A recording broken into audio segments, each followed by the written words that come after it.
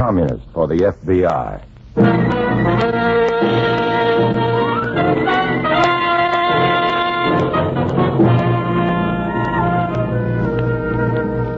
Starring Dana Andrews in an exciting tale of danger and espionage.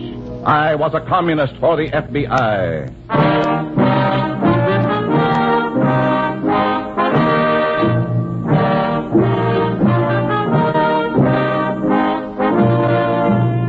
From the actual records and authentic experiences of Matt Cvetic come many of the incidents in this unusual story. Here is our star, Dana Andrews, as Matt Cvetic, who for 9 fantastic years lived as a communist for the FBI. We are so accustomed to trial by jury that we forget it is one of our God-given privileges guaranteed by our Constitution and the Bill of Rights. In our way of life, a man is innocent until he is found guilty. But unfortunately, there are other ways of life, dark, devious ways, in which men and women are not tried in a court of justice, but in a temple of fear and terror. No jury deliberates the crime, for the trial is a crime in itself. This is the story of one such trial and a terrible sentence that was passed. In a moment, listen to Dana Andrews as Matt Cvetic, Undercover Man.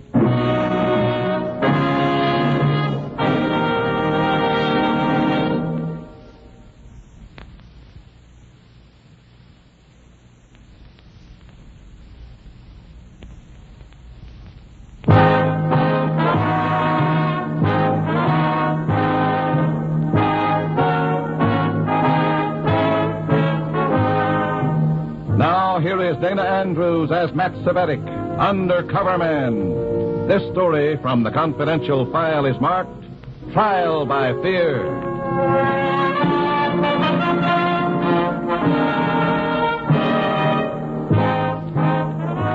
Commies and cats have a lot in common. They can slink in the shadows, unseen, but all-seeing. When they strike fast and sure. When they have time to toy with a victim, the torture is deliberate and slow. Like homeless alley cats, these commies sought the darkness of abandoned cellars for meeting places. We were huddled in one such dungeon now, watching the cats toy with a mouse. My eyes were just becoming accustomed to the dim light of the cellar under the warehouse on Front Street. I'd never been here before, and as far as I was concerned, Comrade Elliott didn't have to bother inviting me again. It was a cold, dank place. In the gloomy half-light, the shadows of the men looked like grotesque monsters. I saw now that Comrade Peterson had 3 goons with him. They weren't monsters at all. Just ordinary-looking plug-uglies, entertaining a friend. The fist was Peterson's. The jaw was the jaw of a thin, white-faced man I'd never seen before. Comrade Peterson has this squad well organized, Cvetic. Yeah. What's it all about, Elliot? Wait and watch. It should be most instructive. All right, comrades, to work. The goons were well organized, all right. They all leaped on their victim and proceeded to hit him with fists and saps. And when he fell to the floor, they used their shoes on him. I stood there digging my nails into my palms. All right, Matt. That's enough. You've never been here before, have you, Cvetic? No. I didn't know the party allowed spectators in the execution chamber. Do I detect sarcasm in your tone, comrade? No, it's just a statement of fact, Comrade Elliott. Do you expect that man to come out of this alive? Maybe, maybe not. What did he do? He was a traitor. Aren't we all? A traitor to the party, Cvetic. There's a difference.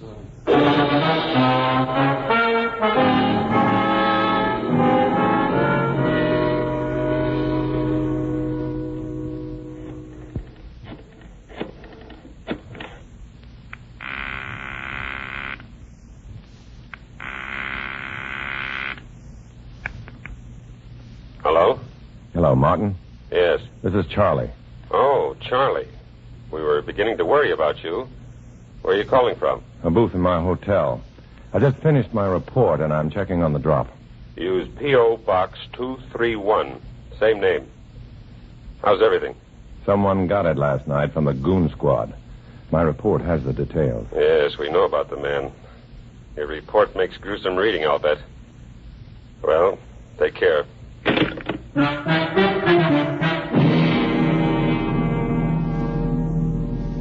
toughest part of this job of mine was the business of filing detailed reports for the FBI. They took time, too much time.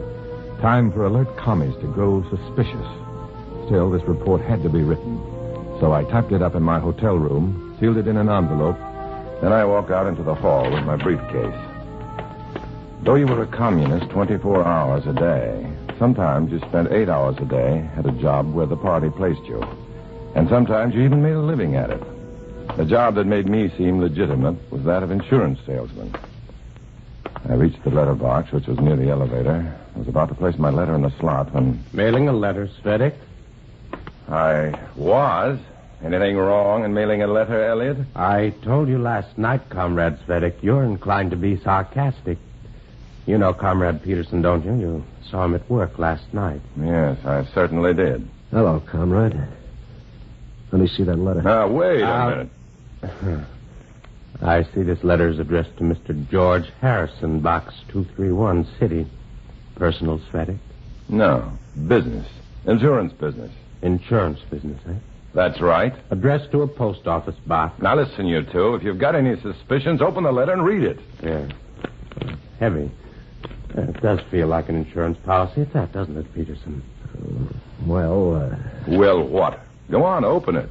If you think that it's... well, it's thick enough to be an insurance policy. Oh, no. No, it isn't an insurance policy at all, Peterson. Huh? It's a private report to the FBI. That make you feel better? That satisfy your suspicions? All right. All right, Cvetic, forget the sarcasm. Then suppose you forget this foolishness. If you have any reason to suspect me of anything, let's have it out right now. No, take it easy. Here, mail your letter. Thanks. I still don't like you snatching a letter out of my hand. And I still don't like your tone, Comrade Cvetic. Perhaps you'll tell us what you're doing here in the hotel. I just left an insurance prospect. Room 712. If you'd like to check on it. I see. Quite a coincidence meeting here, isn't it? Is it? My insurance business takes me all over. How about you and Comrade Peterson? Our business takes us all over, too. Right, Peterson? Yeah, all of it. Goodbye for now, Comrade Cvetic.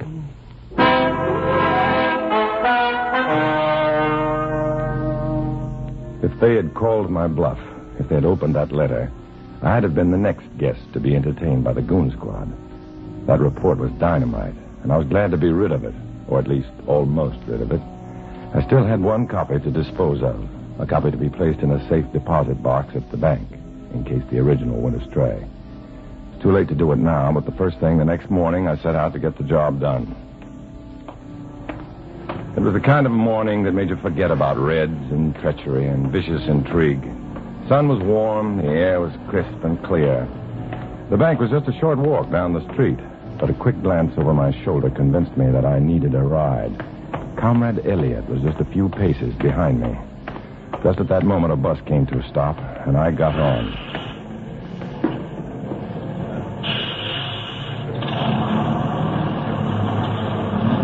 The bus wouldn't take me anywhere near the bank, but it could take me away from the commie who was tailing me. And Elliot, my commie shadow, was looking after it ruefully from the sidewalk.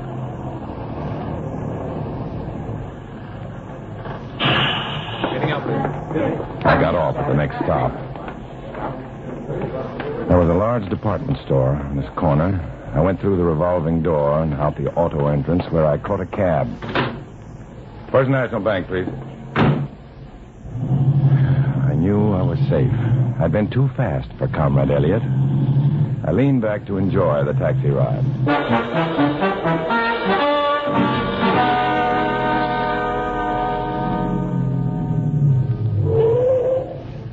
Here you are, driver.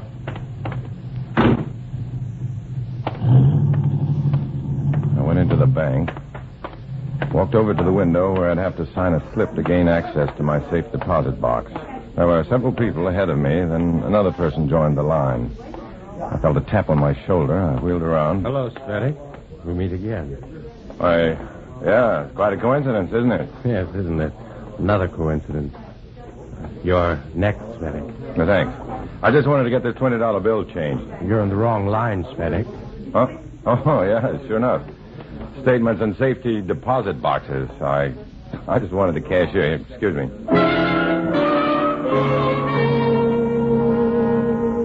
I stepped over to the next line, the $20 bill in my hand. I hadn't shaken Elliot at all. Perhaps he had a car somewhere. And I wondered if he'd swallowed the story about the wrong line. He stood there watching me with his steel gray eyes, waiting for me to get my change. All set, Cvetic? Yeah, all set. I didn't have any small change with me. Here's my last bit of change on the bus. Yes, I saw you on the bus, but you drove up here in a taxi. No, that bus was too slow. I wanted to get to the bank before it closed. You know, comrade, you behave like a capitalist. You take taxis to a bank just to get some change. Is there anything in the Communist Manifesto that says we shouldn't take a taxi or get change at a bank? You're sarcastic again, Comrade Cvetic. To tell you the truth, Comrade Elliot, I didn't like you following me. You said it was a coincidence. Coincidence. How long are you going to keep that up? All right. It wasn't a coincidence. I want to talk to you. About what? About a special cell meeting tonight at 7. Special meeting? Why didn't I hear about it? You're hearing about it now. Let's go. I have a car waiting. Hey, Elliot. The meeting is of vital concern to you, Cvetic, especially you. Me? Why me? Elliot, what the devil happened? No, I'm sorry, Peterson. Our comrade here became surprisingly elusive. I wanted to be sure I found him. Well, you found him, and I found you. Now, let's go. Right. You too, Cvetic. Well, I'm sorry, but I got a few errands to do. No, Cvetic, the errands can wait. The party cannot. The meeting's tonight. It's still early. I want to be sure you don't miss it, Cvetic. Come on.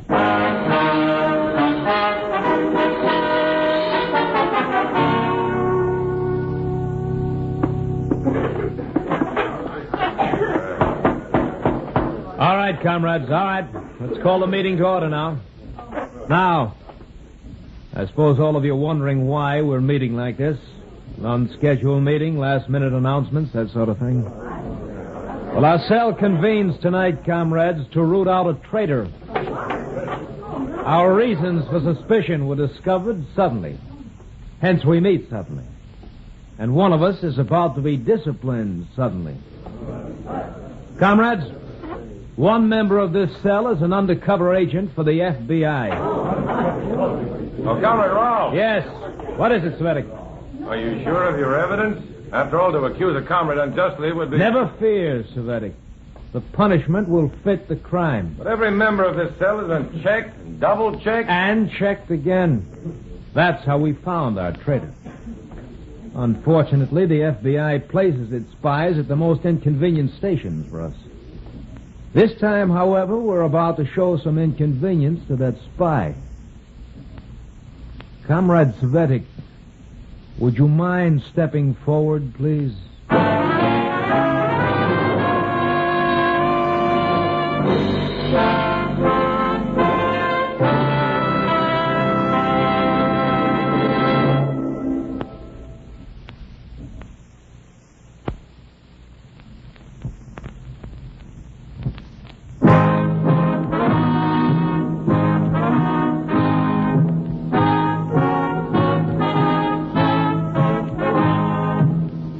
Back to Dana Andrews, starring as Matt Cvetic in I Was a Communist for the FBI, and the second act of our story.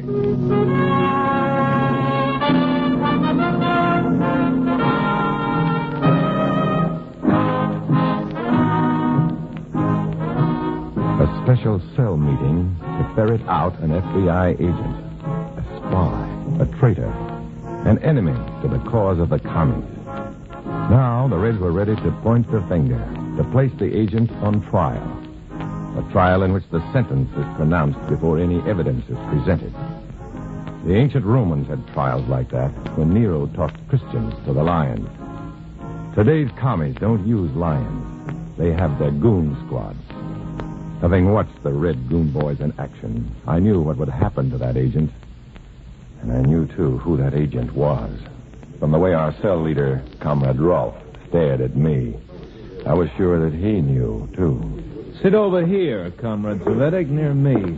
Thanks. Now, naturally, comrades, the spy in our midst will be submitted to the usual liquidation ceremonies. Comrade Rolfe. Yes, Comrade Elliot. How long has this spy been with us? It doesn't matter. His reign of secrecy ends tonight. Peterson, Yes, comrade?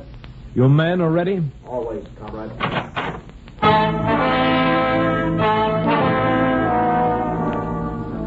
I turned around and looked through the connecting door he opened. The goon squad was there, all right, in full force. The same 3 men with the heavy, square faces and battered ears, and thick, calloused knuckles. All of us in the room stared, and then the door closed.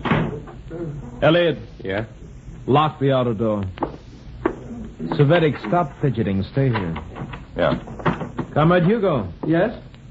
you're assigned to Comrade Dora today. What is your report? Well, Comrade Dora is not to be suspected, Comrade Rolfe. I want a report, Hugo. A report, not an editorial comment. There's nothing to report. You're instructed to trace Dora's activities. Did you or did you not obey these instructions? Yes, of course I did. Then report on them, please. Quiet. All of you, quiet. Report, Hugo. Comrade Dora went to work at the mill as usual. She was 5 minutes early, which she spent in conversation with fellow workers. Go on. She took a 5-minute break in the middle of the morning. Lunchtime, she joined Comrade Anna in the cafeteria. I sent a message to her about this meeting on a paper napkin. The napkin was destroyed? Yeah, she burned it. Then she reported sick and was dismissed from work for the day. No conversations with strangers, no telephone call? No. How do you know? Well, because I work in the same section of the floor with her. I was able to observe her at all times. Comrade Milo, Yes? give me the report on Comrade Phillip. And I was stationed at the switchboard in our office. I was able to monitor all calls, including those made by Comrade Phillip. And what calls did he make? Ordinary business calls. One call to his insurance agent, and one to his wife. What about those ordinary business calls? Their content was of no concern to the party, Comrade. The party is concerned with everything, Milo. Well, these calls were innocuous enough. Salesmen's reports, dickering with out-of-town clients, checking the status of the market, that sort of thing. Did Phillip have any visitors? Only from persons previously cleared by the party. I'd say Comrade Phillip is above suspicion. Good. Comrade Elliot, Yeah? Just a minute. your report, Elliot. Now, wait a minute. This is no time for interruptions, Cvetic. I have a question to ask. Has it anything to do with the business at hand? Everything. Obviously, Comrade Rolfe, you've assigned picked men to follow and report on members of this cell. Obviously. May I ask why? That, too, is obvious, Cvetic. Not to me, it isn't. Well, it should be, after my announcement of a few minutes ago. You said there was an undercover agent here. Yes. You mean exclusive of the picked men you sent out to spy on us? I don't like your choice of language, Cvetic. Well, comrades, I appeal to you. Some of you are suspected of a grave party crime. You're spied upon, and Comrade Rolfe is collecting the reports. But what about the men who spied upon you? Are they not to be suspected? How do we know they're above suspicion? I was fighting fire with fire, trying to create a diversion, trying to stop Comrade Elliot from giving his report on me. I was fighting fire with fire, all right, hoping to build myself a smokescreen. If I didn't get burned first. I wanted to throw a doubt in every member of the commission before Comrade Elliot gave his report on me, for I was afraid of that report. Quiet! All of you, quiet, I say! Quiet! Oh, Cvetic, am I to understand that you question my men, the men who gathered reports for me? If you suspected unimpeachable party workers like Comrades Dora and Phillip, why couldn't your men be suspected, too? Comrade Rolfe! Yes, Comrade Dora. May I say, comrade, that I have nothing to hide. From the moment I joined the party, I became a communist heart and soul. I've never faltered. And I have never questioned the policies of the Politburo. I'm proud to have been investigated and exonerated. I say long live the Workers' Republic! Comrade Rolfe, What is it, Milo? I agree with Comrade Dora. I too, am proud to have passed the test. I intend to pass every test the party puts to me. I intend to serve the party with every thought and deed.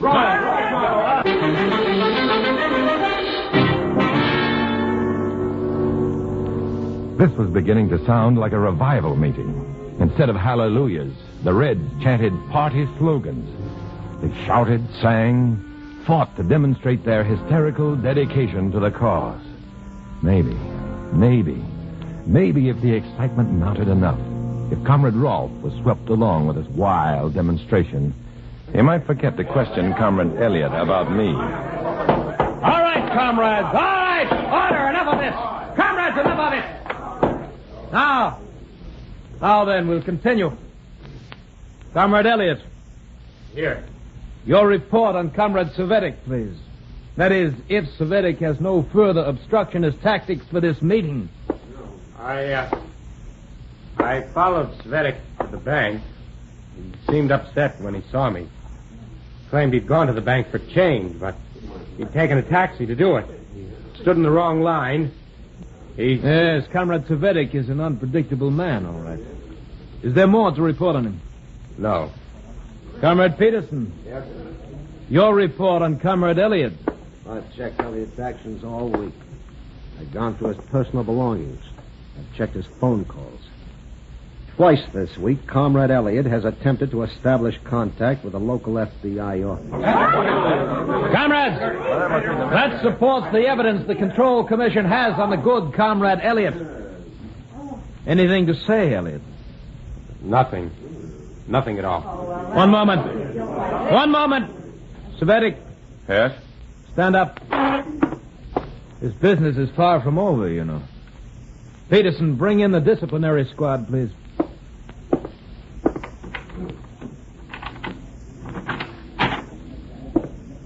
The goons were walking in now, walking across the room, headed straight for me. Your instructions, comrades.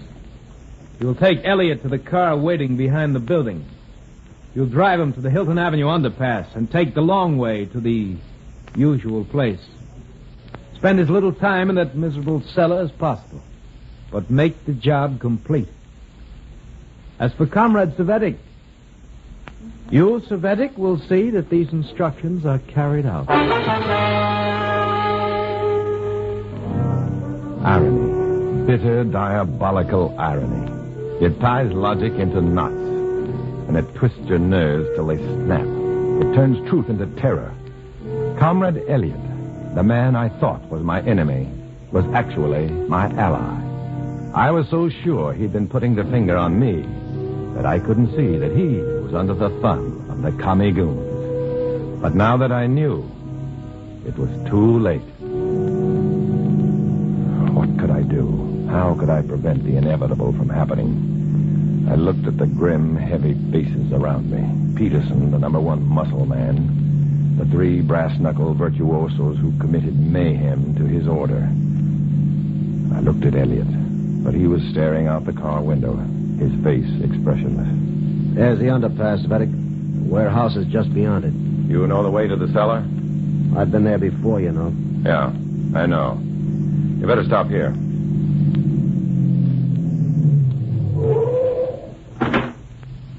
All right, Elliott. Out. We headed toward the warehouse, through the deserted rooms and into the damp, dismal basement. Execution chamber, I had called it. And now Elliott was about to become the latest victim. Escape? There wasn't any. And Elliott knew that as well as I did. In here. Through this fire door.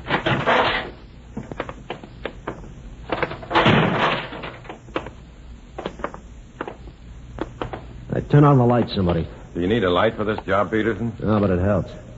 Here, I'll Never mind the light, gentlemen. We have flashlights. Who's that? Over here, Elliot. Now, you guys stay put. You've got the brass knuckles, but we have the guns. Who are you, cops? Colleagues of Elliot. We work out of the same office.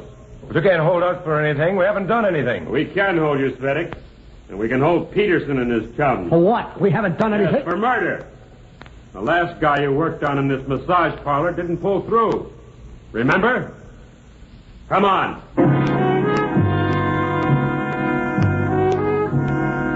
Martin and the other FBI men had waited a long time for the Reds to return to the dungeon scene of their other crime. They'd been waiting ever since they received my report. The report I almost didn't mail. Naturally, I was hauled in for questioning, too. But I hadn't figured in the killing, so I was released. Still alive, still unsuspected by the Reds. But for how long? One day, I might walk the same path that Elliot did, and maybe I wouldn't be as lucky. Maybe, well, you can't help thinking thoughts like that when you live with treachery, when you mix with commies, when you walk alone.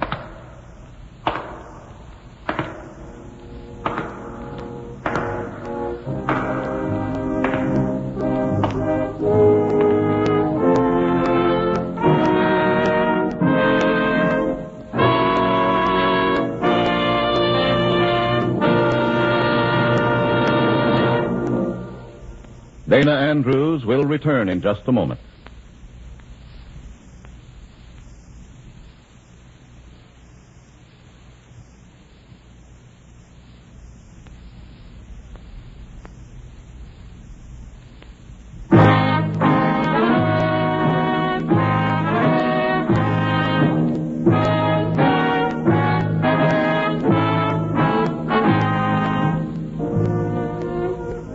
This is Dana Andrews, friends.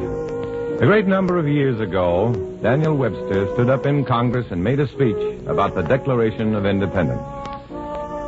Whatever may be our fate, he said, be assured that this declaration will stand. All that I have and all that I am and all that I hope in this life, I am now ready to stake upon it. Live or die, survive or perish, I am for the Declaration. It was Webster's attitude, friends, that made our country free. That attitude is the only attitude that can keep it free. In the story you just heard, names, dates, and places are fictitious to protect innocent persons. Many of these stories are based on incidents in the life of Matt Cvetic, who worked undercover for the FBI. Next week, another fantastic adventure. Join us then, won't you?